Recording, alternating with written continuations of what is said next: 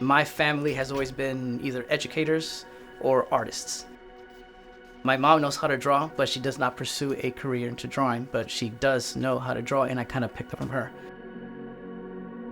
When I started going to school here at Aldine, I've seen myself grow with, the different teaching methods of my art teacher, starting with Shotwell Middle School, Ms. DeChambra, at the time known as Ms. Taylor, where she kind of taught me that there's more to art than just drawing circles and stars and favorite cereals and animals, where you can express yourself creatively.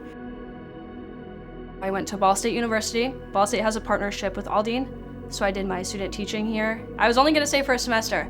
That was the plan. They convinced me with the weather. I was like, oh, perfect, a semester down here will be great. And then I fell in love with the community, I fell in love with the district, and I decided I needed to stay. This was where I should be. I knew I wanted to be a teacher when I was 12 years old. I started working with my neighbor. He has cerebral palsy, and his mom needed someone to get him off the bus. I started working with him, and I didn't really know anything about people with disabilities. So then once I realized that there was a lot to him, and he wasn't just like what was on the outside, I knew I wanted to teach people with disabilities and teach people about people with disabilities. I'm the daughter of immigrants. My parents came from Mexico. I am a first-generation graduate and the only one in my family to actually receive a degree from a university. My drive was my parents. My dad ended up getting in an accident when I was 11 years old, so he was disabled. So my mom, she went from working one job to working 3 jobs to make ends meet. She pushed a lot when it came to education. She would always tell us that she wanted us to do everything that her and my dad were not able to. She always told us that education was the most important thing, that it was the best defense that they could ever leave us in life for us to succeed. I've always wanted to work with children. I started working in my church, volunteering in different facets. One of the ministries that I landed in was the children's ministry. And so it was there that it solidified that I was definitely predestined to teach. I became a teacher through my life experience. I've always been a teacher, really. I'm the oldest out of 4 siblings. So it was always my mission to make sure that my brothers and sisters do well in school. Growing up in Senegal, education was extremely tough. Before you graduate high school, you have a baccalaureate that you're taking. The baccalaureate, about 30% of people that take that baccalaureate path, 70% of them will come back and do the senior year. I passed the baccalaureate firsthand because school education never came too hard for me. I was always driven. I will take the time to learn. If I don't understand, I will ask people who do. Over there, education is extremely tough. And a lot is about memorizing, but not understanding. I was raised by my mother. She's originally from the Philippines. My father, he passed when I was 10. I ended up being a teen mom. By 16, I had my first child. And I remember there's only one teacher who spoke to me about that experience. When she'd found out about the situation I was in, she pulled me out of class and told me, hey, I heard the news. She said, first things first, I want you to know, you may hear this, but it's not the end of the world. After we talked about if the medical field was something that I really wanted to do, she told me, I want you to become a teacher. Most students are using digital media in their personal businesses, like eyelashes, or haircuts and fades, and they make their banners, they make their videos, and they edit, and they learn how to do all that.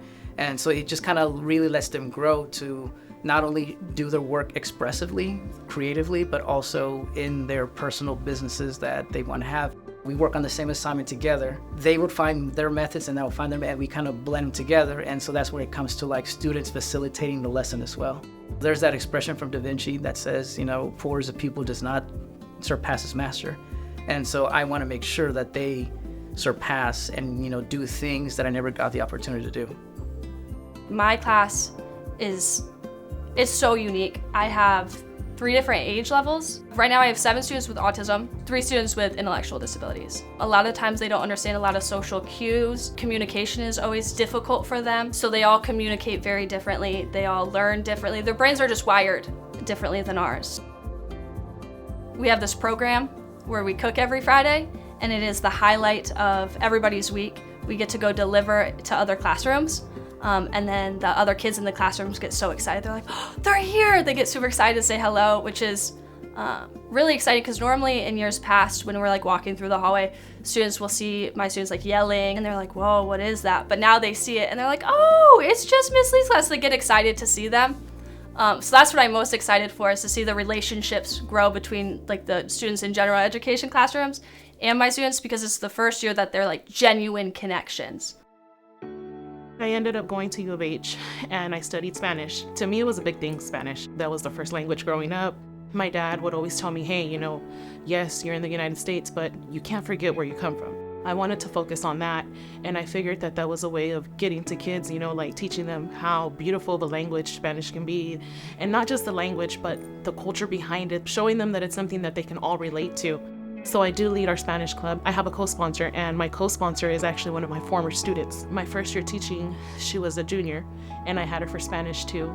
And she ended up coming back to teach at Davis. So now she's working with me with the Spanish club, and it's grown so much because we started off with about 15, 20 kids, and we just wanted them to learn the difference because of our community. I wanted them to understand the importance of the culture, that there's history, traditions, music, there's a lot that's in the Latino culture that involves your community, because half of your student body is Latino, And not only that, but to create a safe space for them where the kids feel that they belong, that they're part of the school culture, that, they acknowledge them, that, hey, you belong at Davis, And to me, it's a beautiful thing because it opens the doors for other kids. It's not just the Latino kids that can come and participate. No, it's for everybody to learn about the culture, somewhere where you can come and, be a part of it, and a way for them to also, feel that they're represented. So I came to Aldine, and I was a substitute teacher, and at that point, that's the piece that I found. I didn't have any concerns. I felt at home, and the people here at Aldine helped me to feel at home. It felt more like family.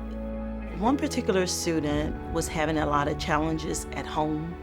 His basic needs were not being met. And so as a teacher, you have to look at a student from a holistic point, because if a student does not have their basic needs met, if they don't have food, if they don't have clothing, if they don't have shoes, if they don't have, sometimes shelter, that can be really a difficult place to be for a kid to have to navigate. I started going to the store, getting care packets. With me doing that, other teachers began to want to help. And so we started pitching in money to buy him clothes. One of our teachers bought him some shoes. And looking at that, it made me realize that we have an obligation to our students. Integrity in teaching is huge. Because our students are looking at us, they're modeling what we model. So it's no longer do as I say, because they're going to do as we do. The majority of my students are immersed bilinguals. So me being a bilingual, because of the fact that I'm from West Africa, Senegal, I can relate. I can understand the struggle of trying to learn a different language, the struggle of trying to fit in a completely different environment than the one that you were accustomed to. I love learning. I learn from my students every day. Every day they're teaching me more. My Spanish is getting so much better. I always ask them on advices and how can I better serve them? How can I be a better teacher for you all? Education can give you the opportunity to make changes in your life and even in your next generation. I was telling the students, whatever you got on your last test, it doesn't matter. Like, what matters is the growth and the input that you put in. This particular student raised his hand and he said, tell them about me. And I said, no, you're going to tell them. And we have this thing at the Impact where we say stand and deliver. So whenever you're standing up, you're declaring whatever it is that you're saying. And so he stood and delivered. He said, my name is so-and-so. And my first day to talk, I was in the red, but I just mastered the star and Tarum. There's something so magical in that, because The accomplishment is not within that he mastered the STAR test, but whenever he says that, he is able to say or feel, okay, that's where I was, this is where I'm at now, I've changed the trajectory of my reading, and I'm not going back, and I don't have to. I think that the success story doesn't get better than that.